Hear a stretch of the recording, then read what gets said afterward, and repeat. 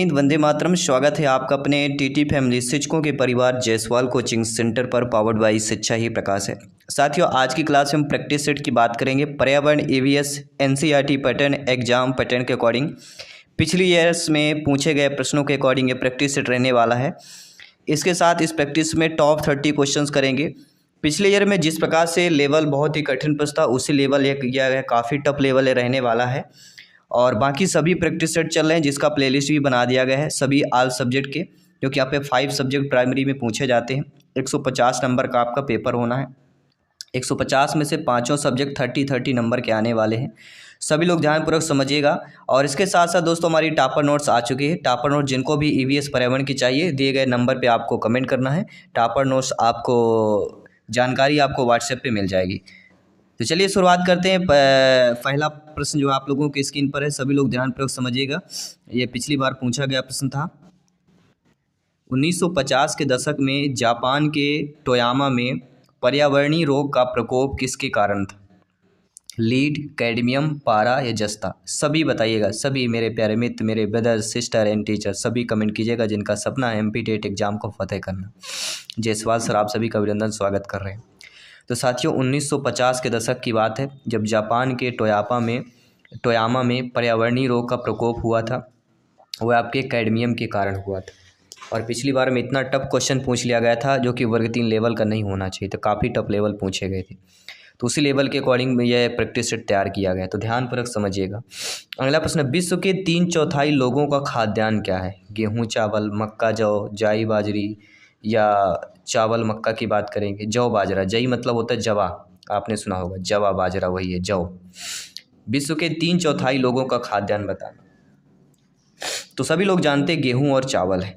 अगर गेहूं चावल ना हो तो 3/4 विश्व का ये खाद्यान्न माना गया है, भाई गेहूं चावल माना गया है। इसके बाद साथियों, अगला प्रश्न है, तीसरा प्रश्न बहुत अच्छा प्रश्न है कि निम्नलिखित में से सबसे उपयुक्त शिक्षण विधि बताना है। विचार गोष्ठी एवं सुतलेख, सुतलेख एवं दिया गया कार्य, विचार गोष्ठी एवं कार्य योजना, व्याख्यान एवं सुतलेख, सभी जानते हैं। तो इनमें से सबसे उपयुक्त जो शिक्षण विधि है, याद रखिएगा, हमारी वो कहलाती विचार गोष्ठी और कार्य योजना। तो पेडागॉजी पर भी फोकस करना है, ठीक है। विचार गोष्ठी, कार्य योजना शिक्षण विधि सबसे उपयुक्त मानी गई है, क्योंकि इस शिक्षण विधि में छात्र, बालक, बालिकाएं परस्पर विचारों का आदान प्रदान करके अपने ज्ञान की वृद्धि करते हैं। और यह विधि शिक्षा के कृत्रिम वातावरण को समाप्त करने तथा शिक्षा को जीवन से संबंध स्थापित करने के लिए महत्वपूर्ण होती है। तो कृत्रिम वातावरण को समाप्त कर शिक्षा को जीवन से संबंधित करने हेतु हमारी विचार गोष्ठी, कार्य योजना शिक्षण विधि की बात होती है। अगला प्रश्न सभी कमेंट कीजिएगा साथियों। बहुत अच्छा प्रश्न यहाँ पे पूछा गया है कि निम्नलिखित में से कौन सी ग्रीन हाउस गैस नहीं है? Carbon dioxide, nitrous, helium, methane. तो आप सभी लोग जानते हैं, ज्ञानी सर्व व्याख्याता लोग हैं, भावी अध्यापक अध्यापिकाएं हैं। जायसवाल सर आप सभी का अभिनंदन, स्वागत करते हैं कि इनमें से ग्रीन हाउस गैस की बात करते हैं तो कार्बन डाइऑक्साइड गैस आ जाती है। नाइट्रस ऑक्साइड गैस की बात करते हैं, ठीक है, और मीथेन की बात होती है। लेकिन हीलियम गैस आपका यहाँ पे ग्रीन हाउस गैस में नहीं आता है, ठीक है। सबसे ज़्यादा उत्सर्जन की बात करें, carbon dioxide, nitrous oxide, methane, chlorofluorocarbon, जी हम CFC कहते हैं, वाष्प, ओजोन, ये सारी चीज़ें होती हैं। और गैसों का जो उत्सर्जन होता है, ये वातानुकूलित जो फ्रिज होता है, कंप्यूटर, स्कूटर, इससे होता है। और हीलियम जो है ग्रीन हाउस गैस नहीं कहलाती, ये एक निष्क्रिय या नोबल गैस है। हीलियम कैसी है? निष्क्रिय गैस में आती है या नोबल गैस में आती है? आपने 10वीं में मेंडलीफ की सारणी में आपने पढ़ा होगा शायद। अगला प्रश्न है, जनसंख्या की दृष्टि से देश में मध्य प्रदेश का स्थान कितना है? तीसरा है, छठा है, पाँचवा है या सातवां है? तो जनसंख्या की दृष्टि से देखा जाए, मध्य प्रदेश का जो स्थान हो जाता है वो कितने में आ जाता है? छठे में आता है या सातवें में? सभी लोग बताइए। छठा स्थान आता है, ठीक है। चलिए, सभी लोग समझ गए अच्छे तरीके से। अगला प्रश्न है, मिट्टी के अति सूक्ष्म कण क्या कहलाते हैं? पिछली बार आया हुआ प्रश्न था। मिट्टी कहलाते हैं, ह्यूमस कहलाते हैं, रेतीला कहलाता है, कब्र कहलाता है। देखिए, सबसे छोटी मिट्टी अगर पूछी जाती तो वह चिकनी मिट्टी, क्योंकि चिकनी मिट्टी में क्या सघनता कम होती है। फिर ह्यूमस, रेतीली, ये मिट्टी के प्रकार हैं। लेकिन अगर ये पूछ लिया जाए कि मिट्टी के अति सूक्ष्म कण क्या कहलाते तो मिट्टी ही कहलाएंगे। बालू नहीं कहलाया जाएगा, वह कंकड़ नहीं कहलाएगा, वह मिट्टी ही कहलाएगा। मृत्तिका अर्थात चिकनी मिट्टी। चिकनी मिट्टी के कण क्या है? सूक्ष्म अर्थात बहुत छोटे होने के कारण परस्पर जुड़े रहते हैं और इनके बीच रिक्त स्थान बहुत कम होता है। जो बलुई मिट्टी होती मृदा होती है विपरीत होती है, इनके कणों के बीच सूक्ष्म स्थानों के जल रुक जाता है। अतः चिकनी मिट्टी में वायु कम होती है लेकिन ये भारी भी होती है, क्योंकि इसमें बलुई मृदा जो होती है अपेक्षा अधिक जल रहता है। अगला प्रश्न देख लेते हैं, समझिएगा ध्यानपूर्वक और फीडबैक कीजिएगा। बहुत अच्छा प्रश्न है कि निम्न नदियों में से कौन सी नदी बंगाल की खाड़ी में गिरती है? सुवर्ण रेखा, सिंधु, ताप्ती, नर्मदा। सभी लोग बताइएगा। तो आप सभी लोग जानते हैं सुवर्ण रेखा ऐसी नदी है जो आपके बंगाल की खाड़ी में गिरती है। कहाँ पे गिरती है सुवर्ण रेखा? बंगाल की खाड़ी में। ठीक है। भारत के उत्तराखंड राज्य से बहने वाली पहाड़ी नदी है और ये रांची में लगभग 16 किलोमीटर दक्षिण पश्चिम के स्थित नगड़ी गांव से रानी चुआ नामक स्थान से निकलती है तथा ये आपके बालेश्वर नामक स्थान पर बंगाल की खाड़ी में गिरती है। ताप्ती, नर्मदा, सिंधु नदियाँ क्या तीनों अरब सागर में गिरती हैं। तो अरब सागर में गिरने वाली नदियाँ कौन सी हैं? ताप्ती, नर्मदा, सिंधु, याद रखिएगा। ठीक है। चलिए बात करते हैं अगले प्रश्न की। जिन्होंने टॉपर नोट्स नहीं लिया, टॉपर नोट्स आपके प्रिपरेशन को इम्प्रूवमेंट करने वाली है, आपकी तैयारी को मजबूत करने वाली है, जो भी कमी है पूरा हो जाएगा। और ये ईवीएस का टॉपर नोट्स बहुत ही लगभग दोस्तों बता रहा हूँ आपको 550 पेज से ज़्यादा इस टॉपर नोट्स पे कंबाइंड किए गए हैं, क्योंकि ईवीएस का सिलेबस बड़ा है और जो भी देखे सब इंपॉर्टेंट पॉइंट्स है, कहीं से भी पूछा जा सकता है, इसलिए टॉपर नोट्स बहुत इंपॉर्टेंट है आप सभी के लिए। टॉपर नोट्स आपका जो प्राइस रखा गया है 159 आपका टॉपर नोट्स का प्राइस रखा गया है, जो कि बहुत ही साधारण है ताकि सभी लोगों को प्राप्त हो सके। अगला प्रश्न है, हवा में नमी के रूप में क्या जाना जाता है? आर्द्रता, कोहरा, पानी, भाप, सभी बताइएगा। तो हवा में जो नमी के रूप में जाना जाता है वह हमारा कहलाता है भाप जाना जाता है। हवा में नमी को क्या क्या बोलते हैं? भाप बोला जाता है। ठीक, आप देखते होंगे जब भी खाना पकाते तो ऊपर उड़ता है भाप, तो वो क्या है? पानी ही होता है, जल ही होता है, लेकिन जो भाप के रूप में वह ऊपर क्या है? वाष्पित हो जाता है। अक्सर ठंड के समय में देखेंगे नदियों में जहाँ पानी इकट्ठा रहता है वहाँ पर भी भाप आप देखते होंगे नदियों के ऊपर, तो वह क्या है? जल वाष्पित होता रहता है। अगला प्रश्न है, मध्य प्रदेश में कौन सा शहर झीलों का शहर कहलाता है? तो सभी लोग जानते होंगे एमपी वाले, इंदौर, उज्जैन, भोपाल, ग्वालियर। ठीक है, जो भोपाल के निवासी हो तो डेफिनेटली जानते ही होंगे कि मध्य प्रदेश में कौन सा शहर झीलों का शहर कहलाता है? वह भोपाल कहलाता है। और अक्सर देखा शहरों में शहर के लोग नहीं रुकते हैं, दूर दूर से लोग जाते हैं शहरों पे ठहरते हैं, उनसे बोला जाएगा तो कहीं बाहर के ही होंगे, वहाँ के नहीं होते शहर में। ठीक है, अक्सर हर सिटी हर शहर की बात आती है, तो भोपाल को जो है झीलों का शहर कहा जाता है। लोअर लेक, अपर लेक जैसी दो सुंदर झीलों के कारण भोपाल के झीलों का शहर कहलाता है। किसके लिए? लोअर लेक और अपर लेक होने के कारण भोपाल को झीलों का शहर कहा जाता है। अगले प्रश्न, निम्नलिखित में से कौन सा सागर यूरोप को अफ्रीका से अलग कर देता है? क्या वह सागर आपका लाल सागर है, काला सागर है, अरब सागर है, भूमध्य सागर है? सभी बताइएगा। बहुत ही कम समय बचा हुआ है, इसलिए प्रैक्टिस सेट एक भी मत चूकिएगा, बेहतरीन प्रिपरेशन में लग जाइए। और आगे प्रैक्टिस पेपर पूरा आने वाला है 150 प्रश्नों का, वो भी आप लोगों ध्यानपूर्वक समझिएगा। इनमें से कौन सा सागर यूरोप को अफ्रीका से अलग कर देता है? तो यूरोप को अफ्रीका से अलग करने वाला सागर और कोई ना आपका भूमध्य सागर है। क्या है? भूमध्य सागर। जी हाँ, इसका क्षेत्रफल लगभग 25 लाख वर्ग किलोमीटर है, जो भारत के क्षेत्रफल का लगभग 3/4 है। ये अटलांटिक महासागर से जिब्राल्टर द्वारा जुड़ा है, जो केवल 14 किलोमीटर चौड़ा एक जल डमरू मध्य है। लाल सागर अफ्रीका और एशिया के बीच हिंद महासागर के एक नमकीन पानी की एक बड़ी खाड़ी है, जिसे लाल सागर कहा जाता है। ठीक है, तो समझना अच्छे तरीके से, सभी को फीडबैक करना है। अगला प्रश्न है, अंतर्राष्ट्रीय ओजोन दिवस क्यों मनाया जाता है? यह कब मनाया जाता है? 16 सितंबर, 7 सितंबर, 30 मार्च, 22 मार्च। दिन दिनांक से एक प्रश्न रखा ही रखा है। ठीक है, कब पूछ लिया जाए कोई संभावित नहीं कि किस टॉपिक से आएगा, लेकिन पेड़ पौधे से आएगा ईवीएस में, या बजट से संबंधित आ सकता है, स्पोर्ट्स से कोई क्वेश्चन आ सकता है, इसरो से तो आएगा ही आएगा, जैसे पिछली बार पूछा गया। तो हो सकता है इस बार एमपी जीके को शामिल किया जाए। पिछली बार इसरो के टॉपिक को कवर किया गया, इस बार एमपी जीके हो सकता है, बट पेपर आने के बाद ही 100% पता चलेगा। अगला प्रश्न है, अंतर्राष्ट्रीय ओजोन दिवस कब मनाया जाता है? तो हम बता ही चुके हैं 16 सितंबर को, कई बार 16 सितंबर को आपके अंतर्राष्ट्रीय ओजोन दिवस मनाया जाता है, जिसे हम ओजोन परत के संरक्षण हेतु जागरूकता के लिए बनाया गया है। और यह यूएनओ ने 19 दिसंबर 1994 को 16 सितंबर को international day for preservation of ozone layer घोषित कर दिया था। और ओजोन दिवस 2016 की theme ozone and climate restored by world united था। तो अभी वर्तमान में जो थीम है, थीम्स भी पूछी जाती है, तो थीम से भी आप लोगों को पढ़ लेना है, समझ लेना है। अगला प्रश्न आइए देखते हैं। निम्नांकित में से कौन सा प्रकार या विशेषता परिवार के आर्थिक प्रकारों में शामिल नहीं होती है? निवास और विवाह प्रबंधन, उत्तराधिकार का निर्धारण, श्रम विभाजन, आय और संपत्ति का संबंध।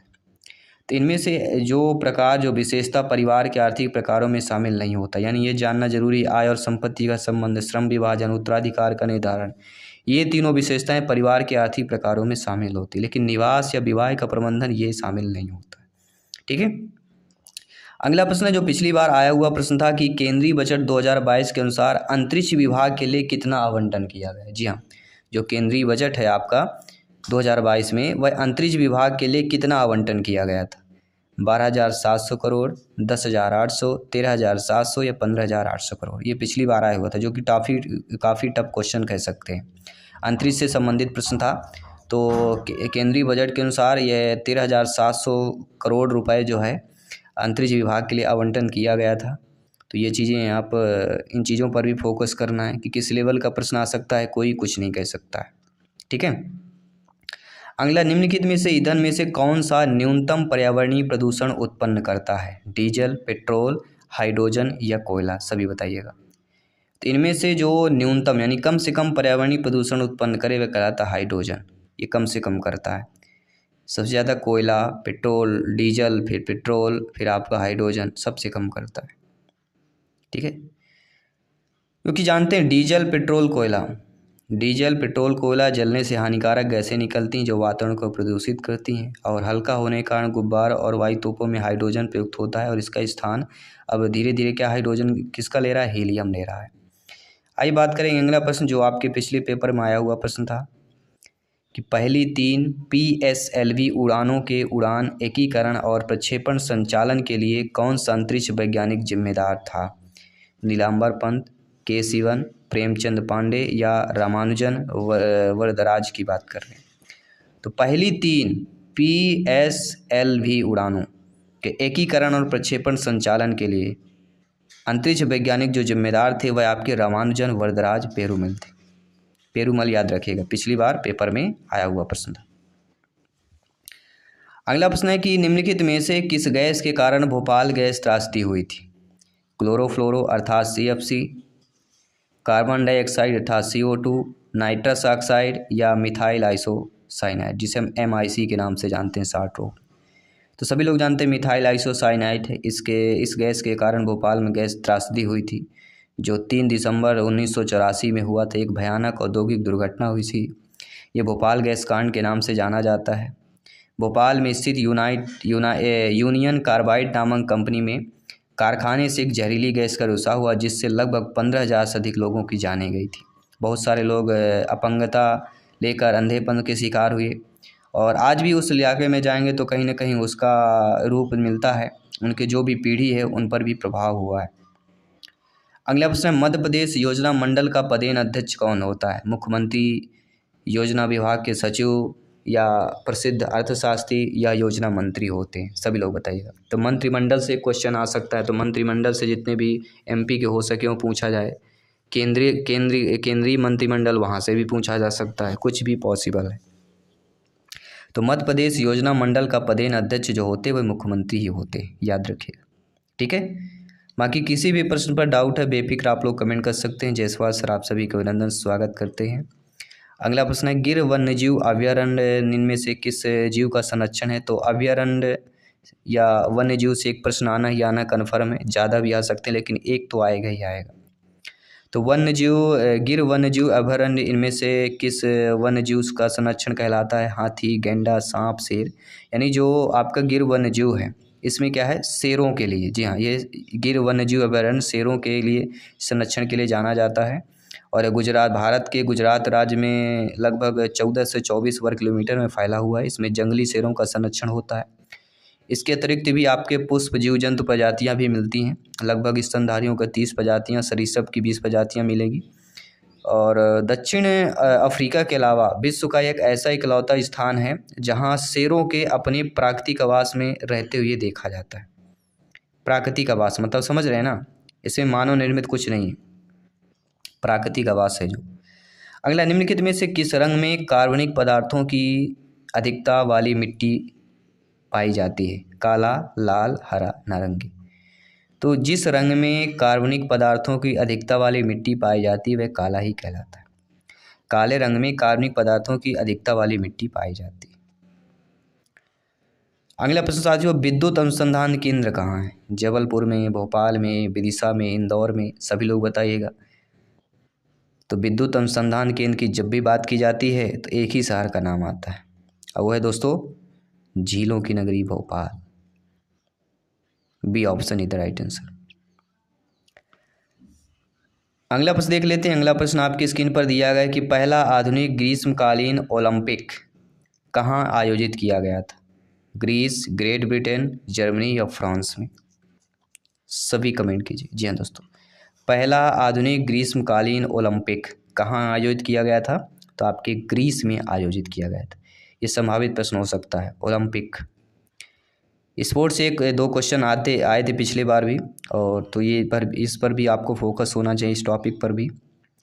अगला प्रश्न है, मध्य प्रदेश का सर्वप्रथम पूर्ण साक्षर जिला कौन सा है? जबलपुर, विदिशा, इंदौर, रतलाम? जी हाँ, पूर्ण साक्षर जिला बताइए मध्य प्रदेश का ऐसा कौन सा जिला है? और वह सभी लोग जानते हैं मध्य प्रदेश का साफ़ सुथरा जिला इंदौर की बात करते हैं। इसके बाद अगला प्रश्न है जो आपके स्क्रीन पर है, बहुत अच्छा संभावित प्रश्न है, 1 नंबर पक्का करने वाला प्रश्न है कि बाघ परियोजना में शामिल किए जाने वाला मध्य प्रदेश का पहला राष्ट्रीय उद्यान कौन सा है? सतपुड़ा राष्ट्रीय उद्यान, कान्हा किसली राष्ट्रीय उद्यान, पेंच राष्ट्रीय उद्यान या बांधवगढ़ राष्ट्रीय उद्यान? तो बाघ परियोजना में शामिल किए जाने वाला मध्य प्रदेश का पहला राष्ट्रीय उद्यान जो कहलाता है साथियों वह आपका कान्हा किसली राष्ट्रीय उद्यान कहलाता है। बी ऑप्शन इधर राइट आंसर हो जाएगा। अगला प्रश्न आपकी स्क्रीन पर है, पर्यावरण संरक्षण अधिनियम किस वर्ष पारित हुआ था? 1982, 86, 92, 96? सभी बताइएगा। देखिए दोस्तों, जब भी पर्यावरण संरक्षण की बात की जाती है, पर्यावरण संरक्षण के अधिनियम की बात की जाती है और इस अधिनियम के पारित होने की बात की जाती है, तब आपका आता है नाम 1986, 1986। जी हाँ साथियों, संयुक्त राष्ट्र का प्रथम मानव पर्यावरण सम्मेलन 5 जून 1972 को स्टॉकहोम में संपन्न हुआ था और इसी से प्रभावित होकर भारत ने पर्यावरण के संरक्षण के लिए पर्यावरण संरक्षण अधिनियम 1986 पास किया था। आइए बात करते हैं आपके अगले प्रश्न की। अगला प्रश्न है कि बांधवगढ़ नेशनल पार्क के मध्य में कौन सी नदी प्रवाहित होती है? नर्मदा नदी, चरणगंगा, बेतवा या पार्वती? तो बांधवगढ़ नेशनल पार्क सभी लोग जानते ही होंगे, ठीक है। तो मध्य में इनके यानी कि इसी नेशनल पार्क से बीच में एक नदी निकलती है और उस नदी का नाम है चरणगंगा। जी हाँ दोस्तों, चरणगंगा इज द राइट आंसर। अगला प्रश्न है, बहुत ही संभावित प्रश्न है कि निम्नलिखित में से कौन एक श्रव्य दृश्य TLM अर्थात अध्यापक अधिगम सामग्री है? तो श्रव्य दृश्य या दृश्य या श्रव्य से प्रश्न आता ही आता है। तो स्लाइड, टेप प्रस्तुतिकरण, टेलीफोन की बातचीत, अनुलिपिकृत लिखित सामग्री या ग्लोब हो जाता है। तो TLM यानी श्रव्य दृश्य यानी दिखाई भी दे और सुनाई भी दे, तो यहाँ पे स्लाइड, टेप प्रस्तुतिकरण होगा। टेलीफोन में केवल सुनाई देता है, ग्लोब केवल हम देख सकते हैं, ठीक है। आइए बात करते हैं अगले प्रश्न की। अगला प्रश्न है आप लोगों की स्क्रीन पर दिया गया है कि निम्न में से किस मृदा का निर्माण लावा द्वारा होता है? सभी लोग बताइएगा। लाल मिट्टी, काली मिट्टी, जलोढ़ मिट्टी या लेटेराइट मिट्टी? तो इनमें से किस मृदा का निर्माण जो है लावा द्वारा होता है? तो आप सभी लोग जानते समझते हैं काली मिट्टी है। जब विस्फोट होता है, लावा निकलती है, तो लावा द्वारा जो मिट्टी का उत्पादन होता है काली मिट्टी होती है, ठीक है। काली मिट्टी का निर्माण ज्वालामुखी से निकलने वाले लावा से होता है और भारत में लगभग 5 लाख वर्ग किलोमीटर में फैला हुआ है। महाराष्ट्र में इस मिट्टी का सबसे अधिक विस्तार पाया जाता है, जिसमें चूना, पोटास, मैग्नीशियम, एल्यूमिनियम, लोहा पर्याप्त मात्रा में पाया जाता है और ये मिट्टी बहुत उपजाऊ भी होती है। कपास के लिए जानी जाती है काली मिट्टी, आप जानते भी होंगे, और गुजरात में सब कपास का उत्पादन भी होता है, ये भी आप लोग जानते हैं। अगला, वायुमंडल की कौन सी परत प्रकाश की पराबैंगनी किरणों को पृथ्वी की सतह आने से रोकती है? समताप मंडल, क्षोभ मंडल, आयन मंडल, मध्य मंडल। ये 4 ऐसे मंडल है जो 1-2 प्रश्न रखा हुआ है इन मंडलों से, ठीक है। तो अगर हम बात करें प्रकाश की परावैंगनिक किरणें जो पृथ्वी की सतह के आने से रोकती, तो वह आपका कौन सा कहलाता है? समताप मंडल की बात आती है। जी हाँ, समताप मंडल प्रकाश की परावैंगनिक किरणों को पृथ्वी की सतह से आने से रोकता है। इसे ओजोन मंडल के नाम से भी जाना जाता है। ओजोन लेयर आपने पढ़ा भी होगा। और यह परत जो है सूर्य के उच्च आवृत्ति परावैंगनिक प्रकाश लगभग 94% के महत्व को अवशोषित कर लेता है। ठीक है। ओजोन परत की खोज 1913 में फ्रांस के भौतिकवादी फैब्री चार्ल्स और हेनरी बुसोन ने की थी। तो ये भी आपका प्रश्न है, अगर ज़्यादा डिफिकल्ट पूछा जाता है तो भी आपसे बनना चाहिए। अगला प्रश्न है, नए टैक्स रिजीम में 3 से लेकर 7 लाख रुपए की आय पर सरकार ने कितना टैक्स लगाने की घोषणा की है? 3%, 5%, 7%, 9%। तो आप सभी लोग जानते हैं जो नया टैक्स आया है अधिनियम में 2024 में अभी जो टैक्स आया है उस पर 3 से 7 लाख रुपए की आय परिसर में लगभग 5% जो है टैक्स लगाने की सरकार ने घोषणा की। इसके ऊपर फिर आपका कितने प्रतिशत? 5%। बी ऑप्शन यहाँ पे सही होगा। इसके बाद फिर आपका 7% होता है। इसके प्रैक्टिस सेट का 30वां प्रश्न है कि प्रथम भारतीय उपग्रह आर्यभट्ट को अंतरिक्ष में कब स्थापित किया गया? 19 अप्रैल 1975, 18 अप्रैल 1973, 29 अप्रैल 1975 या 9 अप्रैल 1974 को, यानी अप्रैल में ही किया गया था। तो भारत में प्रथम भारतीय उपग्रह आर्यभट्ट को अंतरिक्ष में कब स्थापित किया, ये आपको कमेंट करके बताना, फीडबैक करके बताना है। और 30 में से आप लोगों ने कितने स्कोर प्राप्त किया ये भी आप लोगों को कमेंट करके बताना है। सभी लोग डेली प्रैक्टिस सेट अटेंड कीजिए। हमारी 7 PM में इवनिंग में हमारी प्रैक्टिस सेट होती है, सभी लोग जानते हैं। 11:30 में हमारी 11:30 में मॉर्निंग में होती है। ये 2 प्रैक्टिस सेट टाइमिंग है, तो आप लोग अपलोड कर सकते हैं। कभी भी आप लेक्चर अटेंड कर सकते हैं, वीडियो के माध्यम से क्लास अटेंड कर सकते हैं, कभी ये टेस्ट आप देख सकते हैं। कमेंट के माध्यम से ज़रूर बताइए। अपने आप को जाइए, और जिनका भी प्रत्येक प्रैक्टिस सेट में जब तक 25+ का स्कोर नहीं होता समझिए खतरे की घंटी है। जिनका 25+ का स्कोर आने लगा तो वो आप लोग समझिए कि तैयारी आपकी बेस्ट चल रही है। ठीक है, तो जिनका कम आ रहा थोड़ा और मेहनत करने की ज़रूरत है। ठीक है, हो सके तो आप अगर पॉसिबल हो तो टॉपर नोट्स ले लीजिए, तो और इम्प्रूवमेंट हो जाएगा। ये स्कोर आपका कम आ रहा है, डेफिनेटली आपका बढ़ेगा। तो धन्यवाद सभी का। जय हिंद, वंदे मातरम। मिलता हूँ आपकी अगली क्लास पर।